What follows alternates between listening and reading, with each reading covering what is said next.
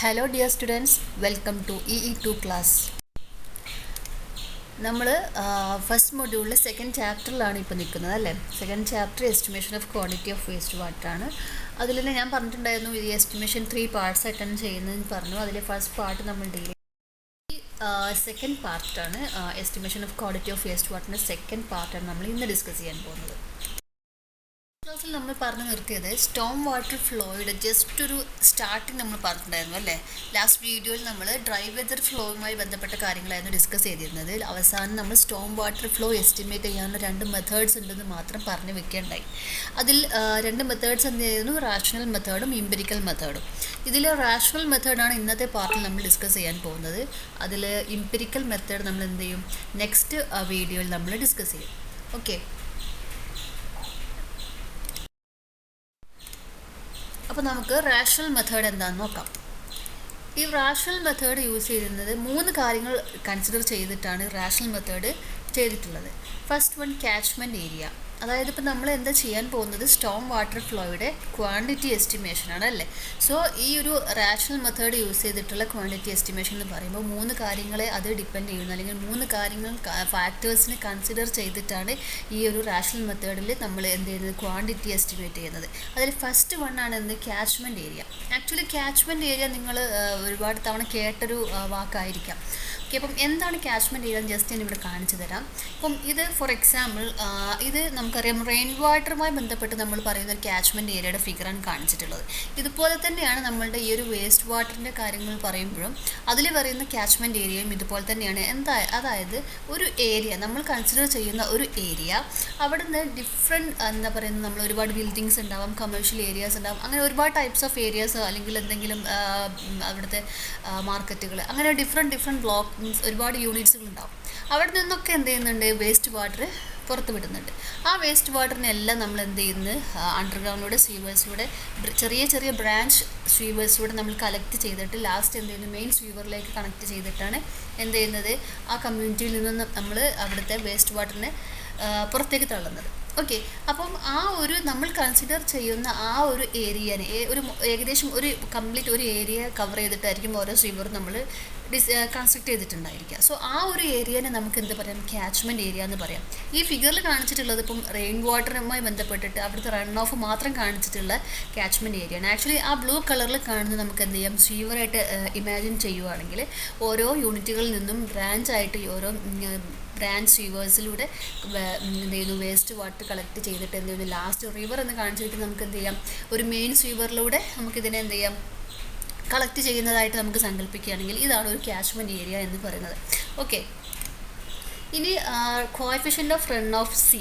അപ്പം catchment area A എന്ന് denote ചെയ്യുന്നു. അതുപോലെ തന്നെ second factor coefficient of runoff ആണ്. റൺ ഓഫ് എന്താ നമുക്കറിയാവുന്ന കാര്യമാണ്. ഇപ്പം സ്റ്റോം വാട്ടർ ഫ്ലോ നമ്മൾ ഡിസ്കസ് ചെയ്തത്. സോ അതിലെന്തായാലും എന്തുണ്ടായിരിക്കും, റൺ ഓഫിൻ്റെ കാര്യങ്ങൾ നമ്മൾ എന്തായാലും കൺസിഡർ ചെയ്യും അല്ലേ. ഒരു മെയിൻ ഏരിയ മെയിൻ പാർട്ട് റൺ ഓഫിനായതുകൊണ്ട് തന്നെ കോഎഫിഷ്യൻ്റ് ഓഫ് റൺ ഓഫ് എന്ന ടേം സി ഉണ്ട്. മറ്റൊന്ന് intensity of rainfall, right.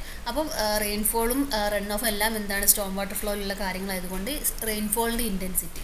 So ഈ 3 കാര്യങ്ങൾ, ക്യാച്ച്മെൻറ്റ് ഏരിയ എത്രത്തോളം ഉണ്ട്, അവിടുത്തെ കോഎഫിഷ്യൻ്റ് ഓഫ് റൺ ഓഫ് എങ്ങനെയാണ്, പിന്നെ അവിടുത്തെ റെയിൻഫോൾ ഇൻറ്റൻസിറ്റി ഐ എത്രത്തോളം ഉണ്ട്, ഇതിനെല്ലാം ഡിപ്പെൻഡ് ചെയ്യും നമ്മളുടെ സ്റ്റോം വാട്ടർ ഫ്ലോയുടെ ക്വാണ്ടിറ്റി എന്ന് പറയുന്നത്. ഓക്കെ, അപ്പോൾ നോക്കാം നമ്മുടെ റിലേഷൻ. റാഷണൽ മെത്തേഡ് പ്രകാരം ക്യൂ കാൽക്കുലേറ്റ് ചെയ്യാനുള്ള റിലേഷൻ അല്ലെങ്കിൽ ഇക്വേഷൻ എന്ന് പറഞ്ഞാൽ CIA/360 ആണ്. ഓക്കെ, സി എന്ന് പറഞ്ഞ ക്യാച്ച്മെൻറ്റ് ഏരിയ, എ നമുക്കറിയാം, സി എന്ന് പറഞ്ഞ coefficient of run off, I എന്താണ് ഇൻറ്റൻസിറ്റി ഓഫ് റെയിൻഫോൾ, എ എന്ന് പറഞ്ഞ ക്യാച്ച്മെൻറ്റ് ഏരിയ അല്ലേ.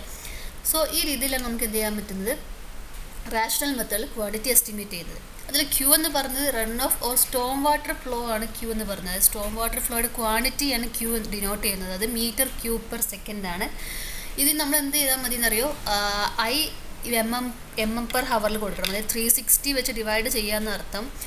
നമ്മൾ ഐനെ intensity of rainfall should be in MM per hour ആയിരിക്കണം.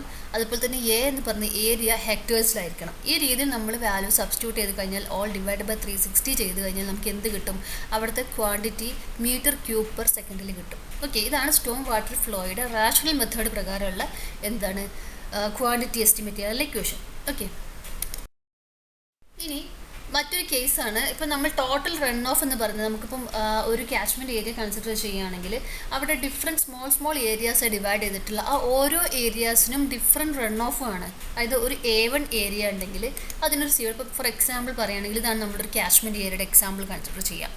ഇതിൽ ഓരോ കുഞ്ഞു ഏരിയ ഒരു ഏരിയ എടുത്തു, A1 ഏരിയയുള്ള ഒരു പാർട്ട് എടുത്തു, അവിടുത്തെ coefficient of run off C1 ആണ്.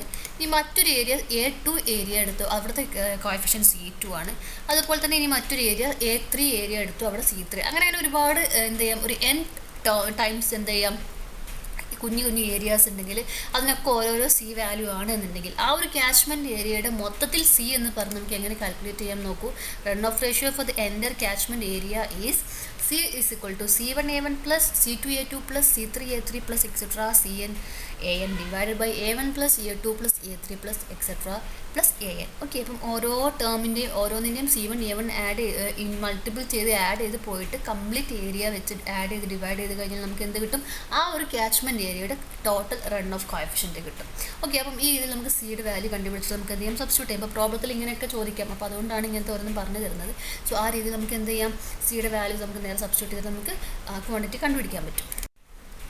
ഇനി പറയുന്ന നോക്കൂ, ഇൻറ്റൻസിറ്റി ഓഫ് റെയിൻഫോൾ I എന്ന് പറയുന്നത് എന്താണ്, ഫ്രീക്വൻസിനെ ഡിപ്പെൻഡ് ചെയ്യുന്നുണ്ട്, ഡ്യൂറേഷനെയൊക്കെ ഡിപ്പെൻഡ് ചെയ്യുന്നുണ്ട്. ഓക്കെ, ഇനി ഈ റെയിൻഫോൾ ഇൻറ്റൻസിറ്റി കണ്ടുപിടിക്കാൻ നമുക്ക് എന്ത് ചെയ്താൽ മതി, ഇങ്ങനെ ഒരു ഇക്വേഷൻ ഉണ്ട്, 760/TC + 10. TC എന്ന് പറയുന്നത് എന്താണ്, ടൈം ഓഫ് കോൺസെൻട്രേഷൻ. അതായത് നമ്മൾ ഇന്ന് നെക്സ്റ്റ് സ്ലൈഡിൽ പറയാം.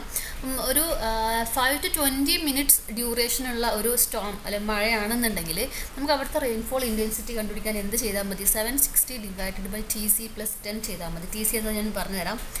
അതുപോലെ ഇനി in case about 20 to 100 minutes ഡ്യൂറേഷനുള്ള ഒരു സ്റ്റോം ആണെന്നുണ്ടെങ്കിൽ അവിടുത്തെ റെയിൻഫോൾ ഇൻറ്റൻസിറ്റി കണ്ടുപിടിക്കാൻ നമുക്ക് എന്ത് ചെയ്യാം, 1020/TC + 20 കണ്ടുപിടിച്ചാൽ മതി. ഈ രണ്ട് ഇക്വേഷൻസും ഓർത്ത് വെക്കുക. ഈ രീതി നമുക്ക് എന്ത് പിടിക്കാം, I കണ്ടുപിടിക്കാൻ പറ്റും. അപ്പം C കണ്ടുപിടിക്കാനുള്ള ഒരു ഇക്വേഷൻ ഞാൻ നേരത്തെ പറഞ്ഞു. അതുപോലെ തന്നെ ഇപ്പം I കണ്ടുപിടിക്കാൻ നമുക്കൊരു പക്ഷേ TC ടൈം ഓഫ് കോൺസെൻട്രേഷൻ മാത്രം തന്നിട്ടുള്ളൂ, വാല്യൂ ഡാറ്റ തന്നിട്ടുള്ളൂ എങ്കിൽ നമുക്ക് എന്ത് ചെയ്യാം, അതിൽ നിന്നും റെയിൻഫോൾ ഇൻറ്റൻസിറ്റി കണ്ടുപിടിക്കാൻ ഇങ്ങനെ ചെയ്താൽ മതി. ഓക്കെ, അപ്പം അതിന് രണ്ട് ടൈപ്പിലുണ്ട്. ഡ്യൂറേഷൻ 5 to 20 വരെയുള്ളതിനൊരു ഇക്വേഷൻ ഉണ്ട്, എബൌട്ട് 20 to 100 അങ്ങനെ വരുവാണെങ്കിൽ മറ്റൊരു ഇക്വേഷൻ ഉണ്ട്. ഇനി TC എന്താണ്, ടൈം ഓഫ് കോൺസെൻട്രേഷൻ. എന്താ time of concentration? It is the longest time without unreasonable delay required for a water drop to flow from farther point of drainage area to the point where maximum effective flood is considered. അതായത് ഇപ്പം നമ്മൾ നേരത്തെ പറഞ്ഞ പോലെ തന്നെ ഒരു catchment area consider ചെയ്യുന്നു. Okay, ആ ക്യാച്ച്മെൻറ്റ് ഏരിയയുടെ ഒരു അവസാന ഭാഗമായിട്ട് നമ്മൾ എന്ത് ചെയ്തു, ഒരു മെയിൻ സ്യൂവർ കണക്ട് ചെയ്തിട്ടുണ്ടാവും അല്ലേ. അവിടെ ഉള്ളിലൊക്കെ എന്ത് ചെയ്തിട്ടുണ്ടാവും, ഉൾഭാഗത്തൊക്കെ നമ്മൾ ബ്രാഞ്ച് സ്യൂവേഴ്സും കാര്യങ്ങളൊക്കെ ഉണ്ടാവും. അതിലൂടെയൊക്കെ എന്ത് ചെയ്യുന്നു, വേസ്റ്റ് വാട്ടറിനെ നമ്മൾ കളക്ട് ചെയ്ത് മെയിൻ സ്യൂവറിലൂടെ നമ്മൾ എന്ത് ചെയ്യുന്നു, ഡിസ്പോസലിലെ ഭാഗത്തേക്കോ അല്ലെങ്കിൽ ട്രീറ്റ്മെൻറ്റ് ഏരിയയിലേക്കോ നമ്മൾ എന്ത് ചെയ്യുന്നു, ഡിസ്ചാർജ് ചെയ്യുന്നു. ഓക്കെ, അപ്പം ഇതിൽ ഈ ഒരു ക്യാച്ച്മെൻറ്റ് ഏരിയയിൽ നമുക്കറിയാം, ഇപ്പം മഴ പെയ്യുവാണെങ്കിൽ അപ്പം മഴ ഒരേപോലെ ഒറ്റ ടൈം ആ ഒരു ക്യാച്ച്മെൻറ്റ് ഏരിയയിൽ ഒരേ സമയത്ത് ഒരേപോലെ ആയിരിക്കും മഴ വന്ന് തുടങ്ങുന്നത്, സ്റ്റാർട്ട് ചെയ്യുന്നത്. സോ ഏറ്റവും ആ മഴവെള്ളം ആ ഒരു ഡ്രോപ്പ് ഭൂമിയിൽ എത്തിയിട്ട് അത് റൺ ഓഫായി നമ്മുടെ സ്യൂവറിലേക്ക് എത്താൻ എടുക്കുന്ന സമയമാണ് ടൈം ഓഫ് കോൺസെൻട്രേഷൻ എന്ന് പറയുന്നത്. അത് എങ്ങനെയാണെന്ന് പറഞ്ഞാൽ ഏറ്റവും ഈ സ്വീവറിൻ്റെ സ്റ്റാർട്ടിംഗ് പോയിന്റിൽ നിന്നും ഏറ്റവും ഫാർത്തസ്റ്റ് ആയിട്ടുള്ള ഒരു ലൊക്കേഷൻ എടുത്താൽ അവിടെ നിന്നും ഒരു വാട്ടർ ഡ്രോപ്പിന് എത്ര ടൈം വേണം നമ്മുടെ സ്വീവറിലൂടെ കടന്നുപോയി നമ്മൾ ട്രീറ്റ്മെൻറ്റ് പ്ലാനിലോട്ട് എത്താൻ, ആ ഒരു ടൈമിനെയാണ് നമ്മൾ ടൈം ഓഫ് കോൺസെൻട്രേഷൻ എന്ന് പറയുന്നത്. ഓക്കെ, ഞാൻ ഒന്നും കൂടെ പറഞ്ഞുതരാം. അതായത് ടൈം ഓഫ് കോൺസെൻട്രേഷനെ രണ്ട് കാര്യങ്ങളായിട്ട് ഡിവൈഡ് ചെയ്തിട്ടുണ്ട്. ഒന്ന് time of entry TE, then time of flow TF. ഈ രണ്ട് രീതിയിലാണ് അതിനെ ഡിവൈഡ് ചെയ്തിട്ടുള്ളത്. അതെങ്ങനെ നോക്കാം. ഇത് നേരത്തെ നമ്മൾ പറഞ്ഞിട്ടുള്ള ഒരു ക്യാച്ച്മെൻറ്റ് ഏരിയ ആണ്. ഓക്കെ, സോ ഈ ക്യാച്ച്മെൻറ്റ് ഏരിയയിൽ നമ്മൾ കുറച്ച് ഒരുപാട് ബ്രാഞ്ച് സീവേഴ്സും കാര്യങ്ങളൊക്കെ ഉണ്ട്. അതെല്ലാം കൂടെ നമുക്ക് എന്ത് ചെയ്യും, ഒരു മെയിൻ സീവറിലോട്ട് കണക്ട് ചെയ്തിട്ടുണ്ട്. ഓക്കെ, അവിടെ നിന്നൊക്കെയുള്ള വാട്ടർ ഡ്രോപ്സ് എല്ലാം കൂടെ റൺ ഓഫ് ആവട്ടെ, വേസ്റ്റ് വാട്ടർ ആവട്ടെ, എല്ലാം എന്ത് ചെയ്യുന്നു, ഈ ഒരു മെയിൻ സീവറിലൂടെ നമ്മൾ ഡിസ്ചാർജ് ചെയ്യുവാണ്. ഇതിൽ ഏറ്റവും ഫാർദസ്റ്റ് പോയിന്റ് നോക്കൂ. അപ്പം ഏറ്റവും ഫാർദസ്റ്റ് പോയിന്റിന് ഫോർ എക്സാമ്പിൾ നമ്മളിപ്പോൾ കാണിച്ചത് ആ റെഡ് ഡോട്ട് കാണിച്ച സ്ഥലത്താണ് ഒരു ഏറ്റവും ഫാർദസ്റ്റ് ഏറ്റവും ദൂരത്തെ ഉള്ള ഒരു ലൊക്കേഷൻ എന്ന് പറയുന്നത് ആ റെഡ് മാർക്കുള്ള പോയിന്റ് ആണെങ്കിൽ അവിടെ നിന്നും ഈ ഒരു സ്വീവറിൻ്റെ മൗത്ത് വരെയുള്ള ഡിസ്റ്റൻസ്, അത്ര വരെ ഡിസ്റ്റൻസിൽ ട്രാവൽ ചെയ്യാൻ എത്ര ടൈം എടുത്തു, അതിന് ടൈം ഓഫ് എൻട്രി എന്ന് പറയും, TE. ഇനി സ്വീവറിലേക്ക് കയറി എന്നിട്ട് ഒരു ട്രീറ്റ്മെൻറ്റ് പ്ലാന്റിലേക്കോ അല്ലെങ്കിൽ ഡിസ്പോസൽ ഏരിയയിലേക്കോ ഈ വേസ്റ്റ് വാട്ടർ നമ്മൾ കൊണ്ട് വിടുന്നു. അപ്പോൾ ആ റിവറിലൂടെ എത്ര ഡിസ്റ്റൻസ് അത് ട്രാവൽ ചെയ്തു, ഓക്കെ, അതാണ് എന്ത് ടൈം ഓഫ് ഫ്ലോ. ഓക്കെ, ഇത് ക്യാച്ച്മെൻറ്റ് ഏരിയയുടെ നേരെ പുറത്ത് എന്നുള്ള ലെവൽ ഞാൻ ജസ്റ്റ് നിങ്ങൾക്ക് മനസ്സിലാക്കാൻ വേണ്ടിയിട്ട് കാണിച്ചതാണ്. മേ ബി അത് ഇതിൻ്റെ സ്റ്റാർട്ടിംഗ് എന്ന് പറഞ്ഞതിൻ്റെ ഉള്ളിൽ തന്നെ ആവാം, അങ്ങനെയൊക്കെ വരാം. ഓക്കെ, ഇത് ജസ്റ്റ് മനസ്സിലാക്കാൻ വേണ്ടിയിട്ട് ഞാൻ ഇങ്ങനെ കാണിച്ചിട്ടുള്ളത്, പല രീതിയിലാവാം. അപ്പം ഈ രണ്ട് ഡിസ്റ്റൻസാണ് ടൈം ഓഫ് എൻട്രി. ഫസ്റ്റ് രണ്ട് റെഡ് ഡോട്ടിൻ്റെ ഇടയ്ക്കുള്ള ഡിസ്റ്റൻസും ടൈം ഓഫ് എൻട്രി എന്ന് പറയും. ഇനി സ്വീവറിലേക്ക് കടന്നിട്ട് മറ്റൊരു സ്ഥലത്ത് അതിൻ്റെ ഏരിയയിലേക്ക് എത്തുന്നത് വരെ അത് എത്ര സഞ്ചരിച്ചു, എത്ര ഫ്ലോ സഞ്ചരിച്ച് സമയം എടുത്തു, അതാണ് ടൈം ഓഫ് ഫ്ലോ TF എന്ന് പറയുന്നത്. ഇതാണ് ടൈം ഓഫ് കോൺസെൻട്രേഷൻ എന്ന് പറയുന്നത്. ഓക്കെ, സോ ടോട്ടൽ നമുക്ക് ടൈം ഓഫ് കോൺസെൻട്രേഷൻ കണ്ടുപിടിക്കാൻ എന്ത് ചെയ്താൽ മതി, ടൈം ഓഫ് എൻട്രിയും ടൈം ഓഫ് ഫ്ലോയും കണ്ടുപിടിച്ചാൽ നോക്കാം. ടൈം ഓഫ് കോൺസെൻട്രേഷൻ കണ്ടുപിടിക്കാനുള്ള ഇക്വേഷൻസും ഉണ്ട്. അതായത് ടൈം ഓഫ് എൻട്രിയുടെ ഇക്വേഷൻ എന്ന് പറഞ്ഞ് TE = 0.885 L³ (h) raised to 0.385 എന്നാണ്. അതായത് അതിൽ എല്ലും എച്ചും എന്താ ടേംസ് നോക്കാം. എൽ എന്ന് പറഞ്ഞാൽ നമ്മൾ നേരത്തെ പറഞ്ഞ പോലെ തന്നെ ആ ഒരു ഓവർലാൻഡിൻ്റെ മാക്സിമം ഡിസ്റ്റൻസ് ഉള്ള ക്രിറ്റിക്കൽ പോയിന്റ് തൊട്ട് നമ്മുടെ ശ്രീവറിൻ്റെ മൗത്ത് വരെയുള്ള ആ ഒരു കിലോമീറ്ററാണ്. അത്രയും ഡിസ്റ്റൻസിന് കിലോമീറ്ററിലാണ് നമുക്ക് എന്ത് പറയാം എല്ലിന് കാണിക്കേണ്ടത്. അതുപോലെ എച്ച് എന്ന് പറഞ്ഞാൽ അവിടെ ഉണ്ടാകുന്ന level difference, total fall of ലെവലാണ്. ക്രിറ്റിക്കൽ തൊട്ട് നമ്മളുടെ മൗത്ത് ഓഫ് ഡ്രെയിൻ വരെയുള്ള ഒരു ലെവൽ ഫോളിനെയാണ് നമ്മൾ എച്ച് പറയുന്നത്. അത് മീറ്റേഴ്സിലാണ് കാണിക്കേണ്ടത്. ഇനി ടൈം ഓഫ് ഫ്ലോ എന്ന് പറയുന്നത് എന്ത് ചെയ്താൽ മതി അറിയാം, length of the flow divide by velocity flow. നമ്മൾ സീവറിൽ എത്ര ദൂരം അത് എത്ര ഡിസ്റ്റൻസ് മൂവ് ചെയ്തു എന്നുള്ള length of flow divide by velocity of flow ചെയ്താൽ നമുക്ക് ടൈം ഓഫ് ഫ്ലോയും കിട്ടും.